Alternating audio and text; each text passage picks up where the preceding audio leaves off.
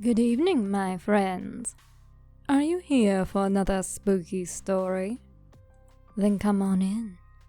Settle in now, for tonight I have quite the tale to tell. Are you ready? Good. Then let us begin. About a week ago, I told you all about the story of when my third day on a job was nearly cut short by someone turning a jewelry store into a drive-thru. Tonight, I want to pick back up on that story with another incident that occurred the same week. So gather round and listen well to When You Assume.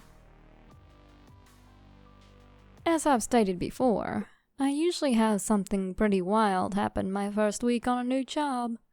Sometimes it's almost getting knocked out by a bathroom stall door. Other times it's machinery needing repairs. One time, a car plowed through a building and parked next to me. But to nearly be hit by two vehicles in the same week as starting my new job, I'm really hoping that's the wildest, worst first week on a job I ever have. This story takes place the Sunday after the car plowed into the jewelry store I was working at, vaguely about 4 days after. This day, I wound up leaving a bit earlier than usual because I had just gotten a new work dress and wanted to wear it around a bit before having to go to work, to break it in a little bit because the part around my calves was a little too tight. I figured I would just do a few loops around the shopping center and that would stretch it out a bit. Well, I'm about a mile away from work when I noticed some cars slowing down ahead of me. There's an SUV that slowly pulled into one lane and is barely rolling. Then, as I got closer to it, it kinda jerks and rolls into my lane, almost clipping my front bumper before sailing on past. As I watched this strange incident, I realized that there didn't look to be anyone driving it, so I figured that, considering where it was, maybe it had rolled down the embankment from the nearby Hardee's because someone forgot to put the brake on. Yes, I realized later that didn't explain the strange jerky movements and why it went sailing past me, but when I saw no driver, I figured maybe there was something just wrong with the accelerator or something. The no driver thing was more of my immediate concern. So, here I go, running from the Hardee's parking lot in my new dress, up the road to snap a picture of the tag number of the errant vehicle so I could find out who it belonged to. Thankfully, when it drove across the road, it only partially went up the embankment leading to the busy interstate before stopping. I approached the SUV, but for some reason, I decided to take a look inside first.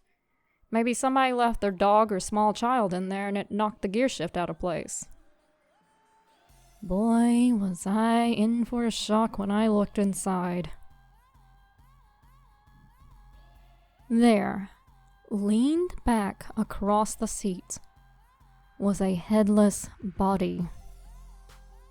My eyes went wide and my mind started going a mile a minute. Why was a headless body in this good neighborhood? Did somebody blow this guy's head off?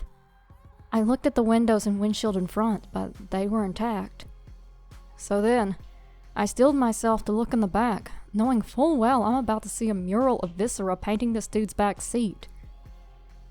I can't tell you how grateful I was to see that the body, in fact, was not headless as I first thought. Instead, this guy was stretched out with his head thrown back so far it looked like he had no head because of the way his blue sweatsuit hoodie was bunched up at the throat. Instead, I'm looking down at this poor guy who looked to be in about his late 30s or early 40s, with his eyes bulging halfway out of his head. And that's when I noticed the spittle stream dripping from his mouth and the jerking movements he was making. Crap, dude's having a medical emergency, I realized. But what? A seizure? I'd been around enough epileptics to recognize them. However, I'd also seen people who overdosed and had potassium-related emergencies look similar. I'm no doctor, so I wasn't about to spend longer than I had to guessing. Instead, I'm looking at this guy who looks like he has a glimmer of recognition, and I see one of his hands raise, twitching, like he was trying to point toward me and failed.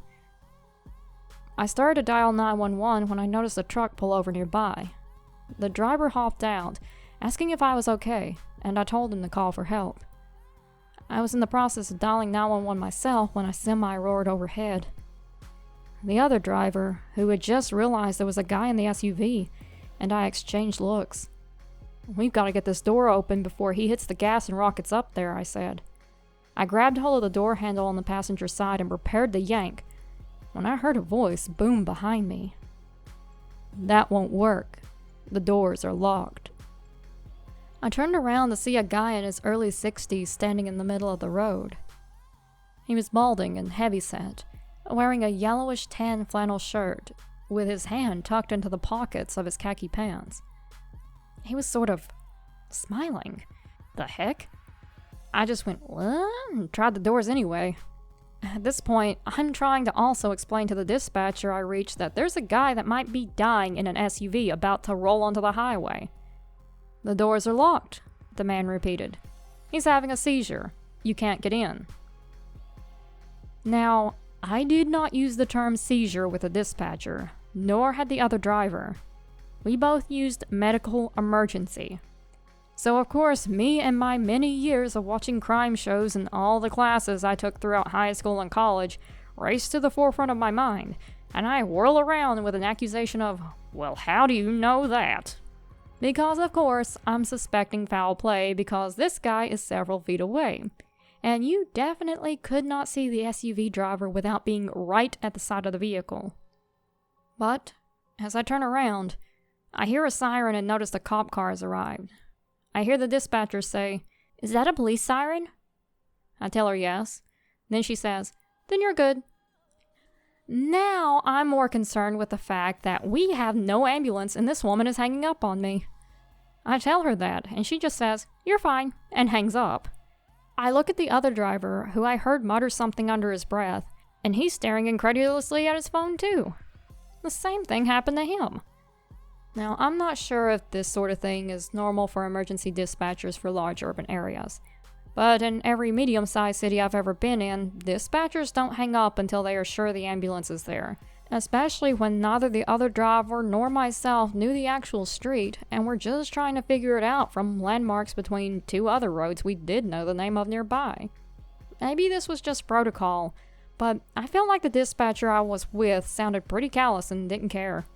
Especially when I had only said there was a siren. She never asked if the cops had stopped or if they had blown on by. Thank God they weren't headed to another scene. But if this is the norm, then can you all tell me that below? I understand larger populations mean less time on a phone, but the way this happened really rubbed me the wrong way. At this point, I forget the other guy, figuring the police could deal with him while I ran around to the other side and yanked on the doors on that side. Nothing budged. While the other driver is shouting to the cops what's going on, all I can do is look at this poor guy seizing out as he tries to come to. He raises up a bit, reaches his hand out as if for help, and seizes up again. I know if he really was having a grand mal seizure, he probably had no idea what was going on and might not remember anything. But the look of desperation he had for a moment before his face just went blank again was about more than I could take. If I could have, I would have reached in there and told him it would be alright, that we weren't going to leave him in there and that help was coming. If the cops hadn't gotten there when they did, I was fully prepared to break the window open. Look, my parents were volunteer firefighters, alright? I grew up going to a bunch of their calls with them, and I've seen a lot more than you would think some fiery brat from the backwoods might see. Well, when the police got there, and we gave them a quick rundown of what happened, they let the other driver and me go. We both shook our heads over the dispatcher thing, but we're glad to see that the seizing guy seemed to be raising back up, so we got out of the way in case the car started rolling again. I looked back a few times as I ran back to my truck, but it wasn't until I was actually halfway to work before I realized that guy in the flannel shirt. I never saw him leave, or arrive for that matter. In fact, when I turned around to yell at him, I didn't notice he wasn't there because I had the cop car racing through and wound up arguing with the dispatcher over needing an ambulance. This area was wide open, and there was no way he could have disappeared like that without me seeing him leave.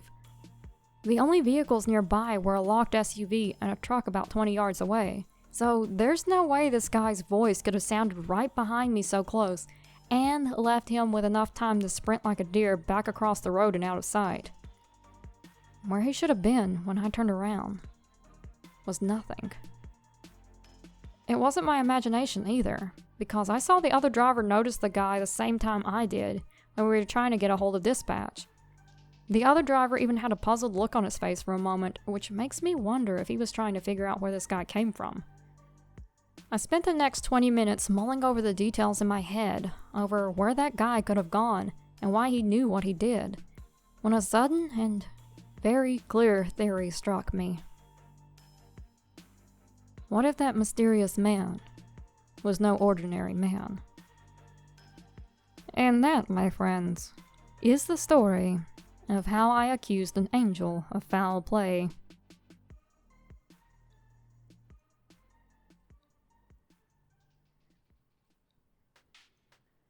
Well, my friends, I hope you enjoyed this story. If by some miracle the driver who helped me is listening to this story, this occurred in Kansas City back in late February of 2017, then you're awesome, dude, and I hope you know you're a hero in my book for trying to help. As for the driver, who probably doesn't even remember this, but if you're listening, know that I'm really sorry I couldn't comfort you, and I hope you're doing much better now. You gave me a good story, buddy, but I'd rather have a peaceful day over knowing you were only a foot twitch away from flying off into interstate traffic. And to the mysterious old fellow who showed up to help, if you aren't an angel and were like Seizure guy's buddy and knew he didn't take his meds or something, then if you ever hear this, then please explain to me where you learned your ninja skills. For the rest of you, if you like this story, then please like, share, and subscribe. Don't forget to hit the notification bell too, so you can catch your latest spooky fix the moment it comes out. And check out my Patreon page at patreon.com/phantasmalpoppy. Thank you. Good night. And see you all real soon.